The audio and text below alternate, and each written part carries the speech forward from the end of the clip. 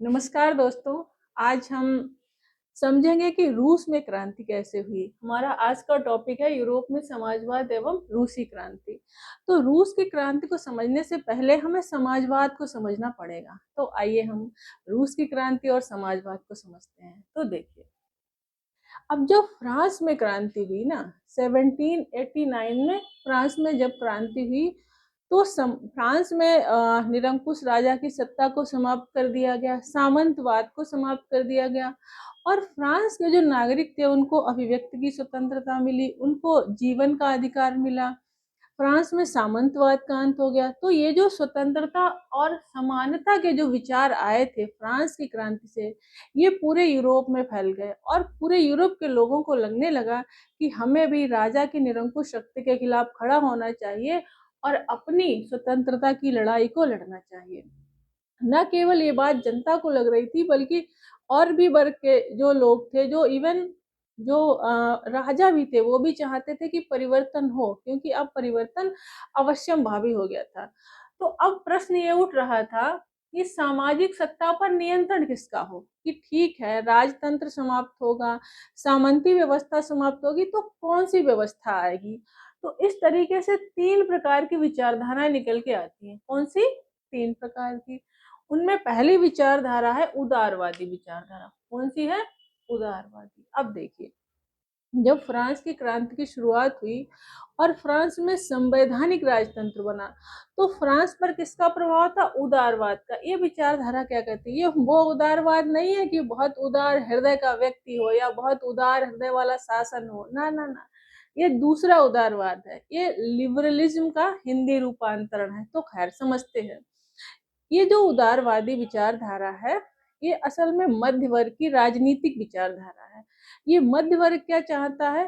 कि जनता के अधिकार हो, जैसे मौलिक अधिकार जो हमारे संविधान में दिए गए हैं, जीने का अधिकार, बोलने का अधिकार, घूमने फिरने का अधिकार वगैरह वगैरह, यानी जनता को तो अधिकार मिलने चाहिए, सामंती व्यवस्था खत्म होनी चाहिए और नियम कानून में ऐसी ढील होनी चाहिए कि जो व्यापारी वर्ग है, जो पूंजीपति वर्ग है, वो अपना काम ठीक तरीके से कर सके। और क्या चाहते हैं? राजनीतिक रूप से ये राजा के राजतंत्र का विरोध करते हैं। कौन से राजतंत्र का? निरंकुश राजा का। लेकिन इनको राजतंत्र से कोई खास दुश्मनी नहीं है, क्योंकि देखिए, इन्हीं लोगों ने फ्रांस में जब सत्ता परिवर्तन किया तो संवैधानिक राजतंत्र को लेके आए थे। यानी ये चाहते हैं कि चुनी हुई सरकार हो। अब तो चुनी हुई सरकार का मतलब इनका ये नहीं है कि लोकतंत्र हो जाए, ना ना ना। इनमें चुनने वाला कौन हो? चुनने वाले संपत्ति रखने वाले पुरुष हो, यानी मध्य वर्ग के लोग जिस सरकार को चुने वैसी सरकार हो और वो सरकार नियम और कानूनों में ढील दे और नागरिकों को स्वतंत्रता दी जाए। तो ठीक है, ये विचारधारा कौन सी? उदारवादी विचारधारा थी। जो फ्रांस की क्रांति में पहली बार जब क्रांति हुई और संवैधानिक राजतंत्र बना, तो इसी प्रकार की व्यवस्था लागू की गई थी। आप याद कीजिए कि केवल 25 वर्ष से अधिक के उन्हीं पुरुषों को अधिकार दिए गए थे, मताधिकार दिया गया था, जो कम से कम 3 दिन की मजदूरी के बराबर टैक्स चुकाते थे। तो कुछ लोग तो मोस्टली इस विचारधारा को मानने वाले कौन से लोग होंगे? जाहिर सी बात है कि जो मध्य वर्ग होगा, जो पूंजीपति वर्ग होगा, व्यापारी वर्ग होगा, वो इस विचारधारा का समर्थक होगा। ठीक है, तो एक तो ये हो गई विचारधारा। हालांकि याद रखने वाली बात यह है कि ये लोग लोकतंत्र के समर्थक नहीं है, क्योंकि जनता को मताधिकार देने के पक्ष में ये नहीं है। दूसरी कौन सी विचारधारा है? दूसरी विचारधारा है क्रांतिकारी। अब याद कीजिए कि जब फ्रांस में क्रांति हुई और जब निम्न वर्ग के लोगों को मताधिकार नहीं मिला, तो फिर रोबेस्पियर के नेतृत्व में निम्न वर्ग ने क्रांति कर दी थी, विद्रोह कर दिया था। एक क्रांतिकारी विचारधारा है। इनके लोगों का मानना है कि सत्ता पे राजा आजा कोई नहीं होना चाहिए, सीधे गणतंत्र होना चाहिए, जैसे कि फ्रांस गणतंत्र बना, और पूरी जनता को मताधिकार होना चाहिए। मत का अधिकार संपत्ति के आधार पे नहीं होना चाहिए। इस तरीके से एक तरह से ये लोग लोकतंत्र के समर्थक हैं, लेकिन ये राजशाही के बिल्कुल खिलाफ हैं और सामंती व्यवस्था के भी ये लोग खिलाफ हैं। तो खैर, एक और विचारधारा है जो तो पहले से ही चल रही है, वो है रूढ़िवादी। ये कौन लोग हैं? ये राजा स्वयं है, राजा का समर्थन करने वाले और राजशाही का समर्थन करने वाले लोग हैं। लेकिन ये क्यों परिवर्तन चाह रहे हैं? इन्होंने भी देखा जब नेपोलियन बोनापार्ट फ्रांस की सत्ता संभालता है तो वो तो राजशाही से अपना संबंध जोड़ता है। इवन वो तो बूर्बी राजवंश से ही खुद को जोड़ता है अपने संबंध को। तो इन यूरोप के लोगों ने देखा कि कैसे नेपोलियन बोनापार्ट ने आधुनिक सेना की स्थापना की, नेपोलियन कोड लागू किया, लोगों को स्वतंत्रता दी, सामंतवाद खत्म किया। और ऐसा करने से राज्य की शक्ति बढ़ती है, यानी राजा की शक्ति बढ़ती है। तो इवन राजाओं को भी लगने लगा कि रूढ़िवादी व्यवस्था में भी अब कुछ लचीलापन देना चाहिए, उसको भी हमें बदलना चाहिए। अब ये 3 प्रकार की विचारधाराएं चल रही हैं, किस खातिर? कि अब यूरोप के विभिन्न देशों में जो सत्ता परिवर्तन हो उसमें उदारवादी विचार वालों की सरकार बने, कि क्रांतिकारियों की बने, कि राजा ही अपनी शक्ति को नए सिरे से बढ़ा ले और रूढ़िवादी व्यवस्था को कायम रखे। अब देखिए 18वीं शताब्दी में यूरोप में 2 बहुत बड़ी घटनाएं घटती हैं और उन घटनाओं ने पूरे यूरोप के भविष्य को आकार दिया है। तो उनमें से एक तो घटना थी फ्रांस की क्रांति, जिसके कारण ये विचार उबाल खा रहे थे, विचारधाराएं फ्रांस यूरोप में उबाल खा रही थी। दूसरी एक घटना कौन सी है? वो घटना है औद्योगिक क्रांति।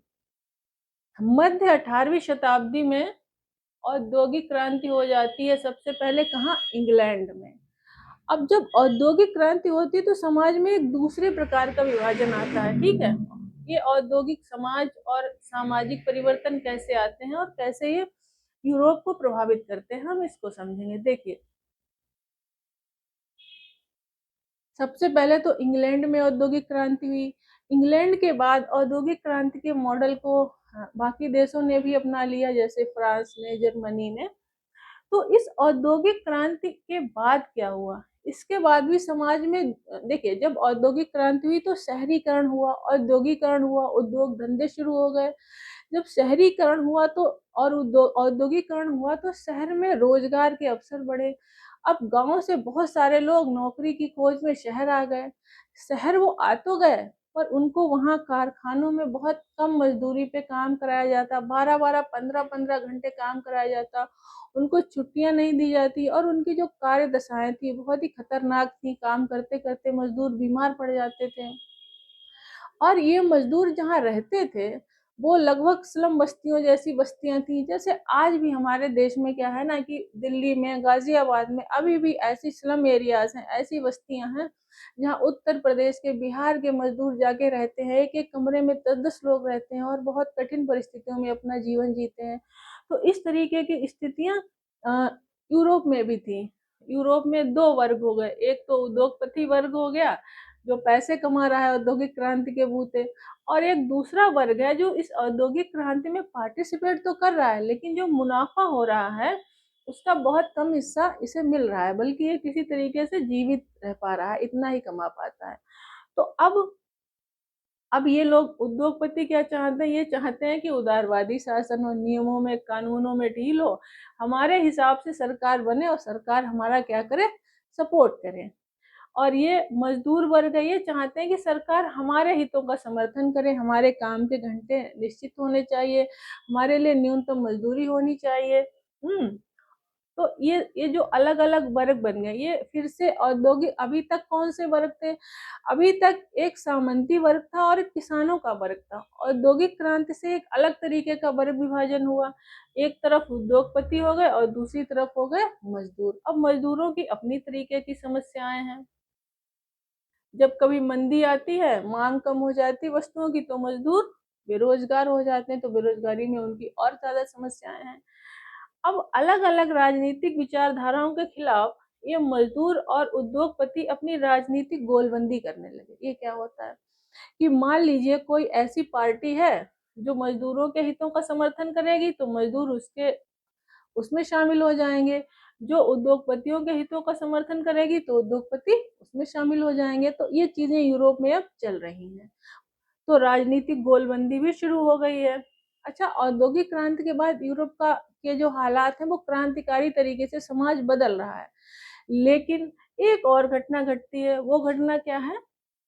वो घटना होती है 1815 में, मेटर दरअसल 1815 में क्या होता है कि वाटरलू के युद्ध में नेपोलियन बोनापार्ट की पराजय हो जाती है। तो नेपोलियन बोनापार्ट वाला जो सिस्टम था, जो नेपोलियन कोड उसने लागू किया था यूरोप के अलग अलग देशों में, उसको हटाकर ये ऑस्ट्रिया का चांसलर मेटरनिक ये क्या करता है, फिर से राजशाही स्थापित करता है। जबकि राजशाही के खिलाफ लोग खड़े थे। फ्रांस की क्रांति के बाद तो अनेक देशों में क्रांतियां शुरू हो गई, लेकिन मेटरनिक को समझ में ही नहीं आ रहा है। ये इतिहास ये जो है ना, फिर से राजशाही को लाने की कोशिश कर रहे हैं, दिशा को बदलने का प्रयास कर रहे हैं। अब इनको इतनी बात नहीं समझ में आ रही है कि एक बार जो स्वतंत्रता का स्वाद चख लेता है उसको फिर पिंजड़े में बंद नहीं किया जा सकता। जैसे एक बार जो लड़की बाहर निकलती है, हॉस्टल में रहती है, पढ़ने लिखने लगती है, तो फिर उसको बहू बना के बिल्कुल भी रखना पॉसिबल नहीं है। वो जान चुकी है कि स्वतंत्रता का स्वाद क्या होता है, लेकिन मैटरनिक ये समझ नहीं पाते हैं। तो मेटरनिक फिर से राजशाही स्थापित करते हैं। अब इतनी सारी चीजें तो पहले से ही चल रही हैं कि लोग अपनी समानता और स्वतंत्रता के लिए लड़ रहे हैं। लोग मजदूर और उद्योगपति अपने अपने हितों के लिए लड़ रहे हैं, खास करके मजदूर अपने हितों की आवाज उठा रहे हैं।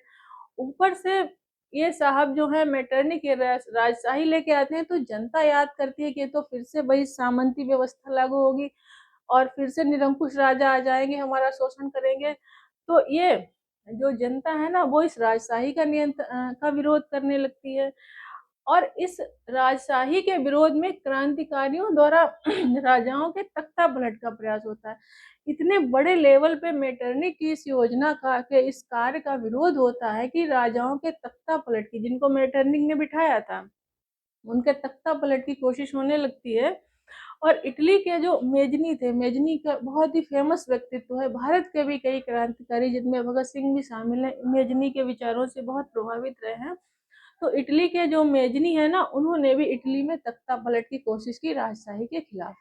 तो अब पूरे यूरोप में है ना, वैचारिक, औद्योगिक, राजनीतिक परिवर्तन का एक दौर चल रहा है कि किस तरीके से अब सामाजिक व्यवस्था हो। अगर राजाओं को खत्म करा जाए, साम्राज्यों को समाप्त किया जाए, तो फिर कौन सी सामाजिक व्यवस्था हो कि जिसमें सभी लोगों के हितों का संरक्षण हो सके। हालांकि लोग अलग अलग वर्ग के लोग अपने अपने हितों की बात कर रहे हैं। और इसी समय क्या होता है यूरोप में कि अब यूरोप में एक नए तरीके की विचारधारा आती है। ठीक है, ये सब जो चीजें चल रही हैं, राजनीतिक उठापटक है, आर्थिक उठापटक है, सामाजिक उठापटक है, इन सब के बीच मजदूरों की हालत दिन ब दिन खराब हो रही है। जैसे जैसे औद्योगिक क्रांति को देश अपना रहे हैं, वहाँ औद्योगिकरण हो रहा है और वहाँ मजदूर वर्ग बढ़ रहा है और मजदूरों की समस्याएं बढ़ती जा रही हैं। अब जब मजदूरों की समस्याएं बहुत ज्यादा बढ़ जाती हैं, तो एक विचार आता है कि भाई मजदूरों के पास बहुत कम संसाधन है और जो उद्योगपति है, पूंजीपति है, सारे संसाधन उनके हिस्से में जा रहे हैं। आज भी आप देखते होंगे हमारे भारत में भी जो उद्योगपति हैं, पूंजीपति हैं, उनकी संपत्ति बढ़ती ही जा रही है और जो आम आदमी है ना, उसकी संपत्ति लगातार घट रही है और मजदूरी बढ़ नहीं रही है। तो इस तरीके की चीजें उस समय के यूरोप में भी हो रही थी, जैसे जैसे औद्योगिक क्रांति आगे बढ़ रही थी। तो फिर एक विचार आता है यूरोप में। वो विचार क्या है? वो विचार है समाजवाद का आना। किसका आना? समाजवाद का आना। कहाँ पे? यूरोप में। ये समाजवाद क्या है और ये समाजवाद इतना क्रांतिकारी विचार क्यों है? जैसे कि मैंने बात की कि यूरोप में संपत्ति का केंद्रण हो रहा है, संपत्ति केंद्रीकृत हो रही है उद्योगपतियों के हाथों में, पूंजीपतियों के हाथों में। और एक बहुत बड़ा वर्ग है जनता का जिसकी स्थिति खराब है, जो बिल्कुल न्यूनतम संसाधनों पर जीवित है। तो अब यूरोप में एक नए प्रकार का विचार आता है कि भाई समाजवाद आना चाहिए। ये समाजवाद क्या है? ये लोग ये समाजवाद जो है ना, सामाजिक पुनर्गठन को सबसे दूरगामी दृष्टि प्रदान करने वाली विचारधारा है। तो ये क्या कहते हैं? ये लोग निजी संपत्ति का, किसका विरोध करते हैं? कि ऐसा नहीं होना चाहिए कि एक व्यक्ति के पास में है ना बहुत सारा पैसा हो और बहुत ज्यादा लोग गरीब हों। यानी एक किसी कुछ लोगों की विलासिताओं को पूरा करने के लिए बहुत सारी लोगों की जरूरतों को पूरा ऐसा नहीं होना चाहिए कि बहुत सारे लोगों की जरूरतों को छीन करके कुछ लोगों की विलासिताओं को पूरा किया जाए। तो ऐसा ही हो रहा है, कुछ लोगों के पास संपत्ति जा रही है और बहुत सारे लोग अपनी जरूरतें पूरी नहीं कर पा रहे हैं। अब ये लोग क्या करते हैं, समाजवादी लोग, ये निजी संपत्ति का विरोध करते हैं। अब देखिए समाजवाद के अंदर भी कई विचारधाराएं हैं। जैसे हमारे देश भारत में भी, हमारे यहाँ तो समाजवादी पार्टी भी है, तो हमारे यहाँ भी समाजवाद को हमने स्वीकार किया है, लेकिन हमने इस वाले समाजवाद को नहीं स्वीकारा है, बल्कि इस समाजवाद को स्वीकारा। ये देखिए, ये समाजवाद के अलग अलग रूप हैं। ये क्या कहता है, ये लोग लोकतांत्रिक समाजवाद में विश्वास करते हैं। इनमें एक है सामूहिक उद्यम में विश्वास करना। ये सामूहिक उद्यम क्या है समझते हैं। इंग्लैंड के एक उद्योगपति थे रॉबर्ट ओवेन, जिन्होंने सामूहिक उद्यम की अवधारणा रखी। ये देखिए, अगर आपने अमूल के डेयरी प्रोजेक्ट के बारे में सुना होगा तो आप जानते होंगे कि वो एक सहकारिता का मॉडल है। बहुत सारे किसानों ने मिलके उस मॉडल को डेवलप किया है और उसमें डॉक्टर वर्गीज कुरियन का बहुत महत्वपूर्ण रोल रहा है। तो ये कह रहे थे कि इस तरीके की सहकारिता उद्यम होने चाहिए। सहकारिता उद्यम में क्या होता है ना, कि जितने भी पार्टिसिपेंट होते हैं तो उन सबको लाभ मिलता है, जितना भी लाभ होता है वो भागीदारों में बांट दिया जाता है। तो रॉबर्ट ओवेन ने कौन से समाजवाद की अवधारणा रखी, सामूहिक उद्यम या सहकारिता की। और देखिए कितने ये दीर्घ दूरगामी विचार थे कि आज भी हमारे देश में, भारत में भी इन विचारों को क्रियान्वित किया जा रहा है और इनसे लाभ हुआ है। अमूल का डेयरी प्रोजेक्ट भारत का बहुत ही बेमिसाल प्रोजेक्ट है। अब खैर, दूसरा एक और मॉडल आया था, वो लुई ब्लॉक का था। इन्होंने क्या कहा, इन्होंने कहा कि पूंजीपति नहीं बल्कि सरकार उद्यम बनाए, सरकार सामूहिक उद्यमों को बनाए। जैसे हमारे देश में स्टील अथॉरिटी ऑफ इंडिया है, सरकार के द्वारा बनाया हुआ उद्यम है। तो जब सरकार उद्यम बनाती है ना, तो फिर सरकार नियमों को, कानूनों को निर्धारित करती है और मजदूरों के लिए मजदूरी, न्यूनतम वेतन, अच्छी कार्यदशाएं और अवकाश वगैरह या काम के 8 घंटे जैसी चीजें उनको दी जाती हैं। तो इस तरीके की विचारधारा वाले लोग थे कि हाँ ठीक है, संपत्ति का पुनर्वितरण होना चाहिए, लेकिन वो या तो सहकारिता मॉडल से हो या सरकार पहल करे, सरकार कोई ऐसा इनिशिएटिव ले। लेकिन कार्ल मार्क्स इन सबसे अलग सोचते थे। कार्ल मार्क्स क्या सोचते थे, हम उसको समझते हैं। और रूस में जो क्रांति हुई वो कार्ल मार्क्स की विचारधारा पे हुई। तो कार्ल मार्क्स और फ्रेडरिक एंगल्स के जो विचार थे ना, वो एकदम अलग थे इन लोगों से और क्रांतिकारी थे। कार्ल मार्क्स ने कहा कि किसी का हृदय परिवर्तन नहीं होगा और ना ही ये पूंजीपति और उद्योगपति कभी संपत्ति का पुनर्वितरण होने देंगे। और इस बात का प्रमाण भी है। देखिए हमारे देश में जब संपत्ति का पुनर्वितरण हुआ, यानी जब भूमि का पुनर्वितरण हो रहा था और भूमि की सीमा निर्धारित की गई थी कि इससे अधिक भूमि कोई नहीं रख सकता है, तो जो लोग, जिनके पास ज्यादा जमीनें थी, उन्होंने अपनी पत्नियों के नाम, अपने नौकरों के नाम, जाने जाने किस किस रिश्तेदार के नाम अपनी जमीन कर दी और उसको लगभग बचा ही लिया, ज्यादातर लोगों ने बचा लिया। तो इतना आसान नहीं है संपत्ति का पुनर्वितरण कर देना, बल्कि अगर सरकार भी इनिशिएटिव ले तो बहुत मुश्किल होता है। और कितनी कानूनी लड़ाइयां लड़ी गई इस जमीन का पुनर्वितरण जब भारत में लागू हुआ, तो बड़ा मुश्किल होता है। और जो कार्ल मार्क्स थे वो इस बात को समझते थे। तो कार्ल मार्क्स ने कहा कि नहीं, ऐसे नहीं हो सकता, लोकतांत्रिक तरीके से संपत्ति का पुनर्वितरण कभी हो ही नहीं सकता। इन्होंने एक किताब लिखी थी, दास कैपिटल। कौन सी किताब, बड़ी फेमस किताब है इनकी, दास कैपिटल। और इन्होंने नारा दिया, ये गरीब वर्ग को, मजदूर वर्ग को और गरीब वर्ग को इन्होंने सर्वहारा नाम दिया है। क्या नाम दिया है, सर्वहारा। और उद्योगपति या अमीर वर्ग को नाम दिया है इन्होंने बुर्जुआ, बुर्जुआ और सर्वहारा। ठीक। तो इन्होंने एक नारा दिया था, किसको, सर्वहारा वर्ग के लिए, और कहा कि दुनिया के मजदूरों एक हो, तुम्हारे पास खोने के लिए है केवल श्रृंखला की बेड़ियां और पाने के लिए है पूरा संसार। तो पूरे दुनिया के मजदूरों का आह्वान किया था कार्ल मार्क्स ने। और कार्ल मार्क्स ने भविष्यवाणी की थी कि देखिए, जहाँ पे सबसे ज्यादा औद्योगिकरण होगा उसी देश में जाके ये मार्क्सवादी क्रांति होगी, वहीं के मजदूरों का सबसे अधिक शोषण होगा, वहीं पे सबसे ज्यादा मजदूर होंगे और वहीं पे जाके फिर मजदूर क्रांति करेंगे पूंजीपतियों के खिलाफ, और जो पूरी व्यवस्था है उसको उखाड़ फेंकेंगे और एक मजदूरों को पूंजीवाद व निजी संपत्ति को उखाड़ फेंकना चाहिए और साम्यवादी समाज की स्थापना करनी चाहिए। कैसे समाज की? साम्यवादी समाज, जिसमें सबकी ज़रूरतें पूरी हों, सबको अपने परिश्रम का लाभ मिले। क्योंकि मार्क्स का कहना ठीक भी था कि मज़दूर बहुत परिश्रम करता है और मज़दूर के परिश्रम से ही पूँजीपति अपना मुनाफ़ा कमाते हैं, उद्योगपति। लेकिन वो मज़दूरों का फिर भी शोषण करते हैं, ऐसा नहीं करते हैं कि मज़दूरों को भी उसमें से थोड़ा लाभांश अधिक दें।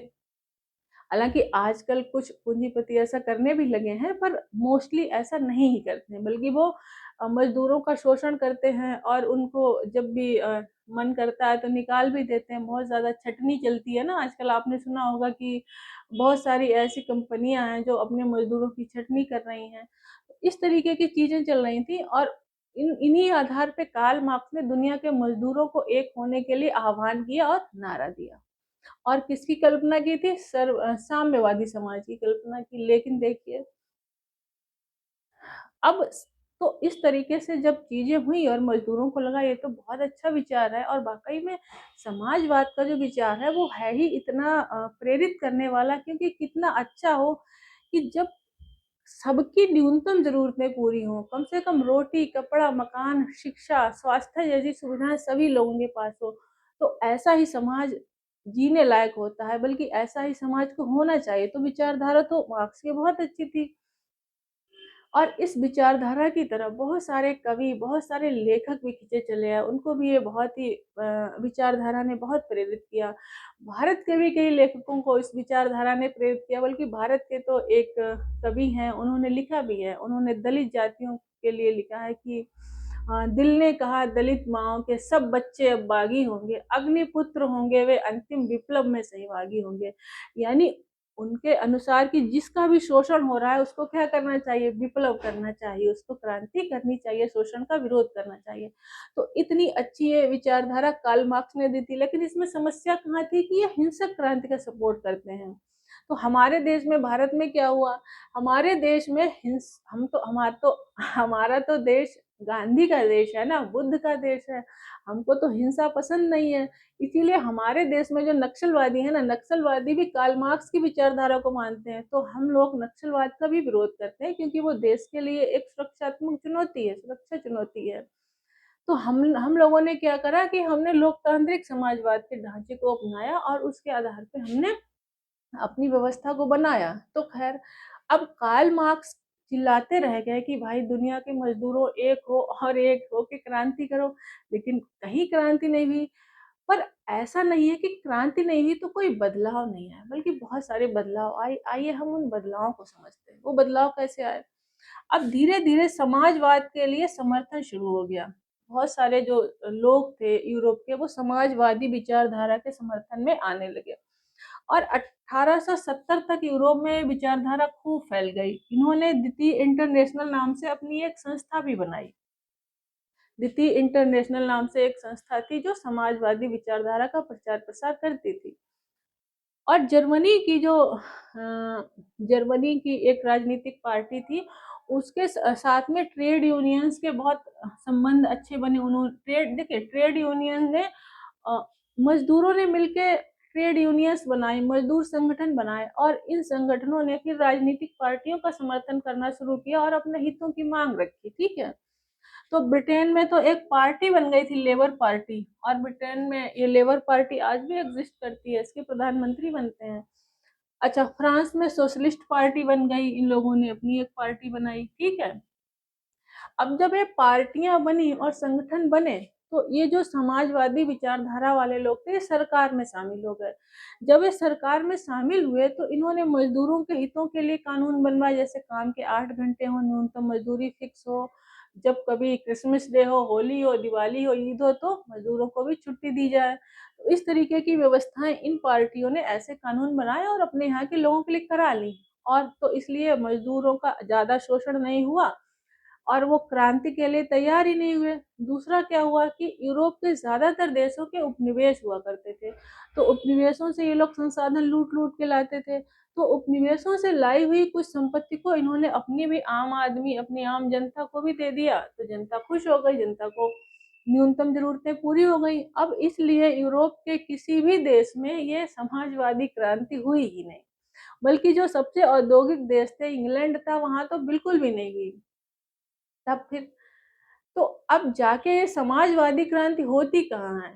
होती है एक देश रूस में, और होती है जाके 1917 में। देखिए 1870 तक ही मार्क्सवाद एक जाना पहचाना नाम बन गया है, लेकिन मार्क्सवादी क्रांति कहीं हो ही नहीं रही। कार्ल मार्क्स परेशान है, इतनी अच्छी बात बता रहे हैं लेकिन कोई तैयारी नहीं हो रहा है।